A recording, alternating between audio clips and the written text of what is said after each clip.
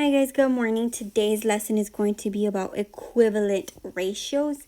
Now, we've done equivalent ratios before, but I'm still going to break it down. So I'm going to break down the words equivalent and ratios. So when I see the word equivalent, I think about two things that are equal in value. And if I have equal, then I know I'm going to be using the equal sign, right? So equivalent are two things that are equal in value. Now, when I see ratios, and I know we talked about ratios for a long time, actually. Some of you guys are probably like, I don't remember. Remember, you guys used to call them ratios a lot? Well, ratios are comparing two things, two quantities, okay? Now, the way we write ratios, and maybe when I write this, you're going to be like, oh, yeah, I remember. So you write ratios by comparing A to B. We can write it as A to B or A over B. Today, for your IXL lesson, you're going to be focusing on these two, A semicolon B and A over B. So you're going to be given one ratio, and you're going to have to figure out what would be an equivalent number what would be equivalent to that ratio. So for example, I'm given this problem here. So this would be your IXL R5. I got it straight from IXL. Now I am given this. It says find the number that makes the ratio equivalent to 1/3. Sorry, not 1/3, 1 to 3. So I'm given 1 to 3. And then here, if I look at what they're giving me, they're starting me off and they're saying 9 to something. So that means my 1 corresponds to my 9 and my 3 corresponds to that something that I don't know. Well, if I go back to the different ways I can write it, okay, I said the two I'm focusing on was a semicolon and the fraction, right? So I'm going to go back. It's a lot easier if I rewrite this as 1 over 3. And I said they're equivalent, so because it's equivalent, that means I can use my equal sign, and I'm going to rewrite my other ratio. Now I said my 1 corresponds to my 9, meaning my 1 and my 9 need to be aligned.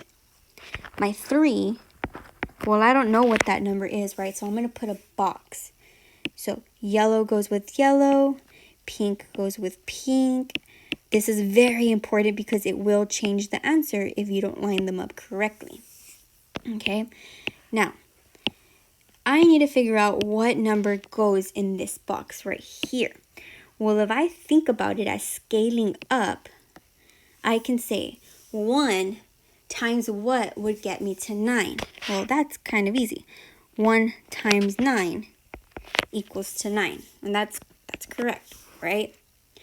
Well, if 1 times 9 equals 9, I need to do the same to the bottom, right? Whatever I do to the numerator, I have to do to the denominator. So 3 times 9 gives me 9, 18, 27. So that means the number in the blank is 27.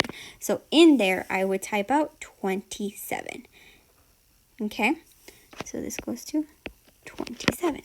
Awesome. Now, let's go ahead and go to the next one. It says find the number that makes the ratio equivalent to 2 to 6.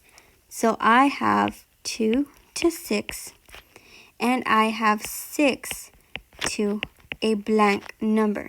Again, 2 corresponds to 6, and 6 corresponds to this blank number. So I'm going to set this one up as a fraction. Set it up as a fraction.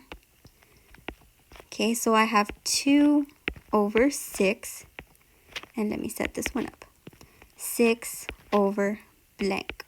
Okay, remember, orange with orange, yellow with yellow, right? They have to correspond to each other.